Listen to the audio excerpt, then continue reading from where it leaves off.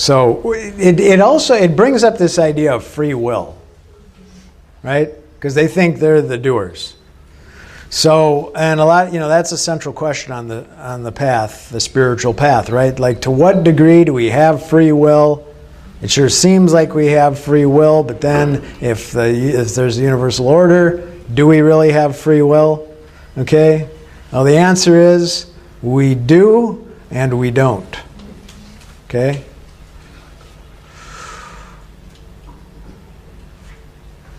I'm considering if we should go into this right now. How much time do we have before lunch?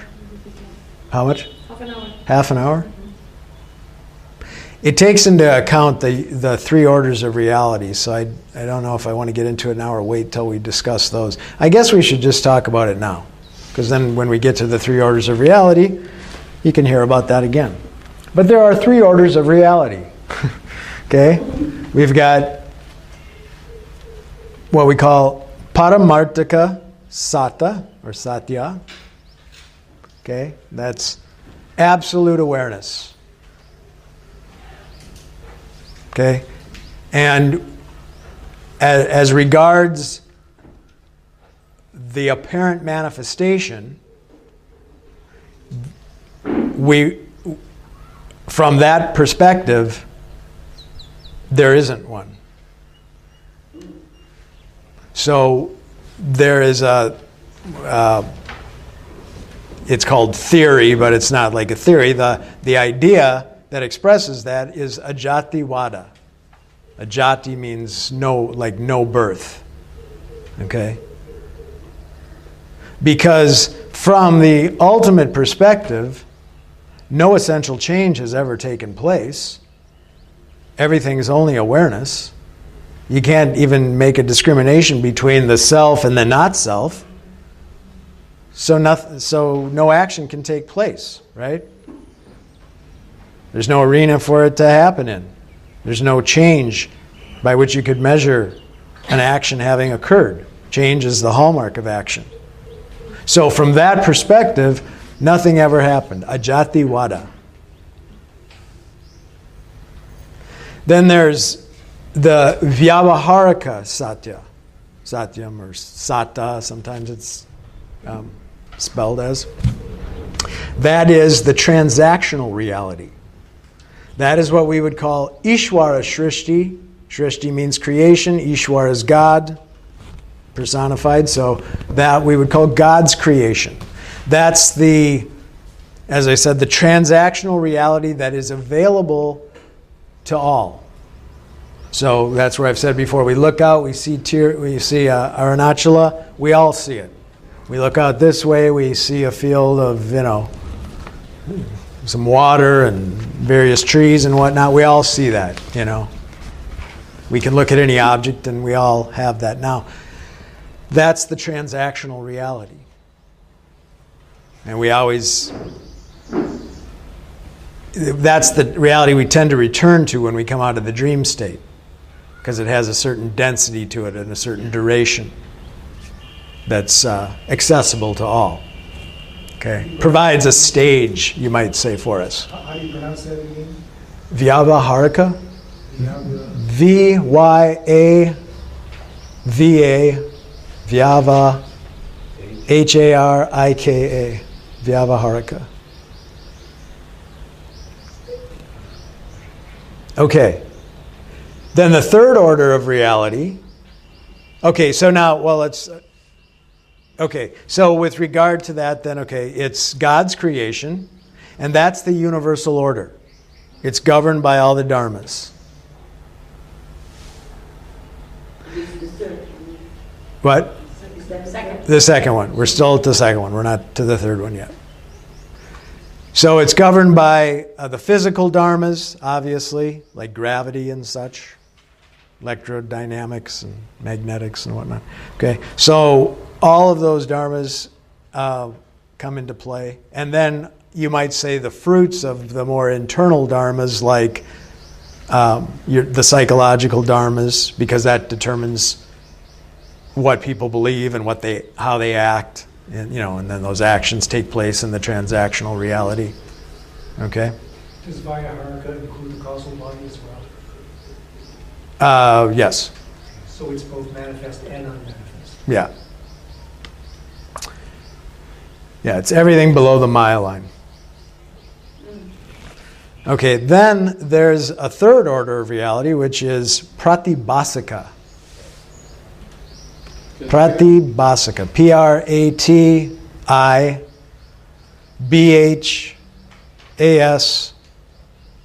Pratibhasika. Okay, so pratibhasika satyam or sata sometimes.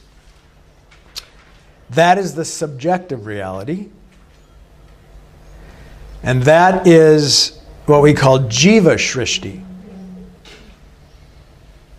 Jiva meaning the apparent individual person. Now, one of the big, ideas in the New Age world, and I don't know if the Neos go into this, but the New Age world is like what we create our reality, right? You can manifest what you want. You think enough about that Mercedes, and the idea is that it will come to you, it'll appear. Maybe a second step of that is you do the actions that would bring it, but somehow through, you are somehow creating reality. You're projecting that. That's not the case.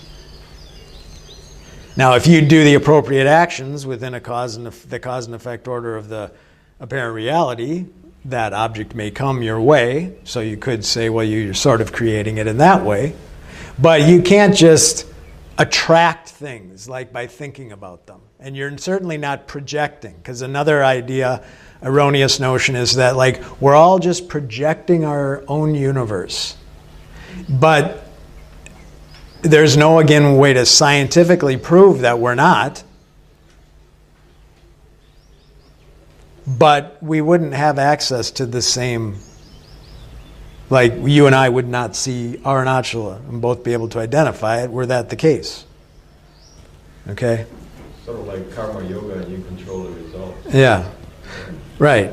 So that's not the meaning of Jiva Shrishti. Jiva Shrishti is, and this is the kind of the phrase I like to use, but you can simplify it if you like, but it's the Jiva's guna-rooted, vasana-based, raga-dvesha, like and dislike, influenced interpretations and evaluations of Ishvara Shrishti that are layered upon them. This is good, this is bad, this is right, this is wrong, this is going to be beneficial, this is going to be not beneficial.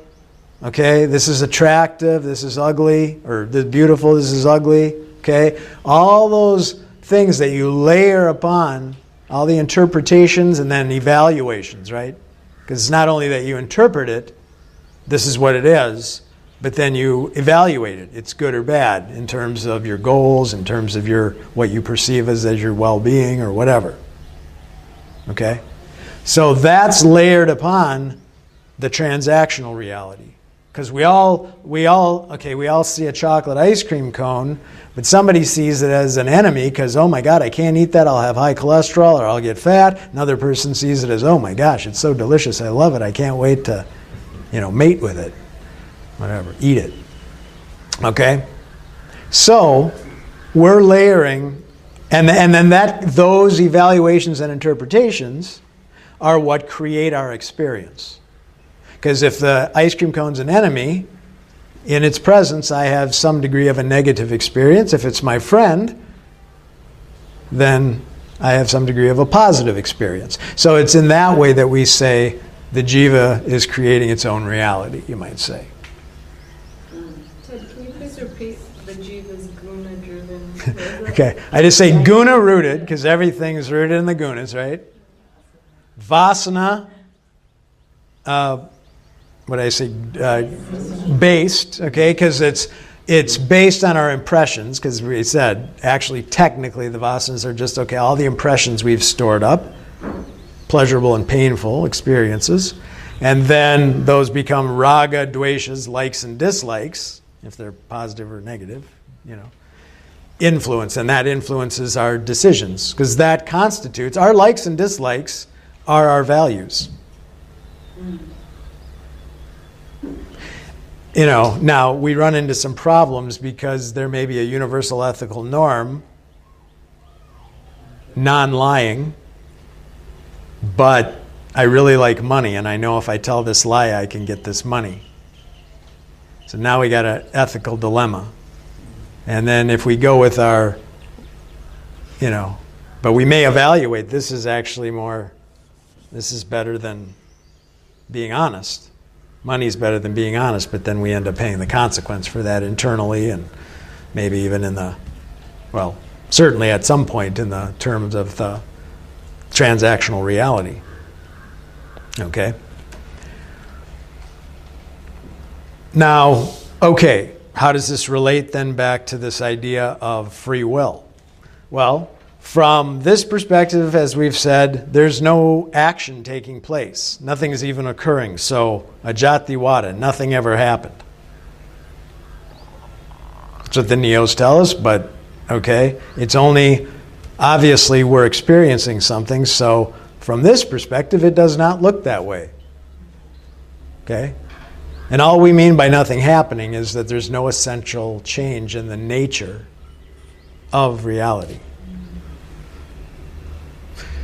So apparent change is taking place. Now, the next order of reality, the transactional reality, the Vyavaharika reality, who's in control of that? Ishvara, right? So do we really have free will?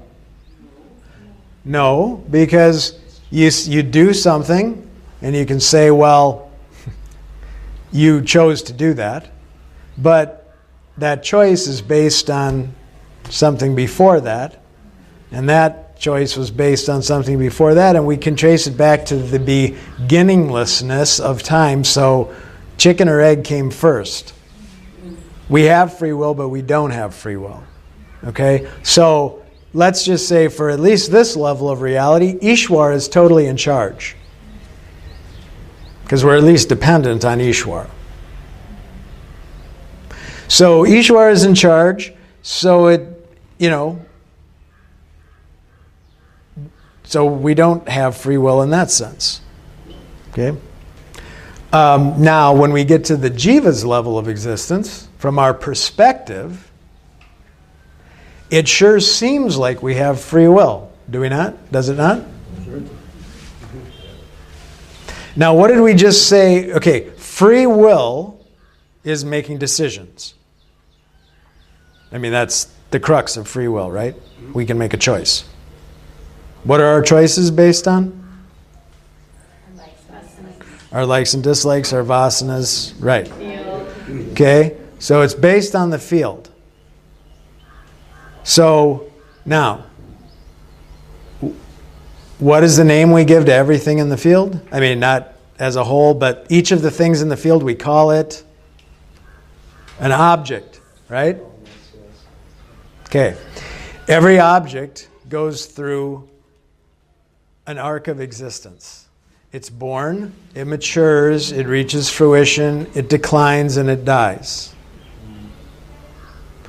Human beings, we see this happen before our very eyes, the physical mechanism doing that. A thought arises, becomes identifiable. We might choose to do something with it or not. We enjoy it in its full, then it starts to decay and it disappears. You sometimes, we trace this in meditation. Many of you have done that, right? You watch an emotion arise, you watch a thought arise, and every object goes through that arc of existence. Comes from the unmanifest, matures to a certain level, and then goes out. So, vasanas are the same way. So the object, or the desire, we could say, comes out of the unmanifest, and it goes through that arc of existence. As it's making its way toward maturity, it becomes more and more attractive, a stronger influence on our life, and some even become binding at their peak. Not all of them, but some of them do. But all go through this same chain of maturity and decay. So in terms of those binding vasanas, the vasanas as they're growing and getting stronger and stronger and stronger prompt us to make choices that lead us in the direction that that vasana is pulling us. I want a chocolate ice cream cone. I want to be a successful businessman. I want a family. I want to have sex. I want, whatever, right? But those vasanas over time start to decay. And then it's other vasanas maybe take over. And the influence of those declines. And then there are other vasanas like I want to know what the true nature of reality is. I want to know who I am. I want to, okay? Or I want to have mystical experiences and that type of thing. That comes first. But, so it gets subtler. Now, the way the setup is that at first we come into the world and we engage the world as a reality, right? We're stricken with avidya. So we think this is real, and the vasanas that exert the strongest influence are those vasanas that are pulling us into the world and fortifying our, the subject-object duality and pleasure and pain and all that. But it seems that just the natural course of the way the setup is, the way the machine is designed, is it's a self-sustaining mechanism in that the process will keep going on, but it's a self-realizing mechanism. All the experience, if we could say there's any end game to it all, is that for the self to just know itself. It doesn't need the instruments to know itself, but if there's any kind of overall, game plan here, the idea is that all the instruments ultimately lead to a realization that their true nature is awareness. And we go through this whole arc of experience on a cosmic level, macrocosmic level, and then we see it with regard to each of our desires on a microcosmic level. So from our perspective, it seems like we're making choices, but it's just the natural evolution of the cycle, you might say. I don't know if it's an evolution in that case. It's the natural way that the cycle plays out. Okay? However, the free will that you seem to have is a part of that cycle. So when the vasanas for wanting to have a relationship are kicking in, you're going to make choices that move you in that direction. And then when that vasana has run its course and it's starting to decline, you're not going to be as compelled by it anymore. And in that process, you're going to make discoveries such as the joy is not in the object, or to some degree, and it's going to be more and more refined as you go. So it's fairly complex, but you can kind of see the simple arc through which this works. But all the decisions you make are not really yours. You're not the originator of them, but they are yours. Because it's by the apparent free will that you exert that process takes place. So for all intents and purposes, all practical purposes, you've got free will, so you use it. It's by means of your choices that you will get free. Because of the object in the field? What? Because of the object in the field? I don't know if I understand because of the object in the field. The vasanas come up Yeah. in the field. Yeah. And what you feel compelled to choose, you don't choose. Yeah. Yeah. I mean, the vasanas are objects in the field, and they strengthen over time, and then they decline and decay. And as the ones that are pulling you into the world are strengthening, you feel more inclined toward the world. And then as those decay, the ones that are pulling you within, it seems to be the design that then the vasanas that pull you toward understanding your true nature kick in. And of course, there's a great degree of variation in all of that, or, degrees of understanding that take place within that arc. But that movement toward the world, matures to a certain level, and then you get sick of it. It's not working. So then those vasanas decay. But you're getting sick of it feels like you're getting sick of it, and you're realizing a truth, which you are. But it's also just the natural evolution of the vasana. It's matured to the level it can, and that's as much as it can offer. And now it's starting to decline, and so now your choices are moving in a different direction than trying to satisfy the need for those objects.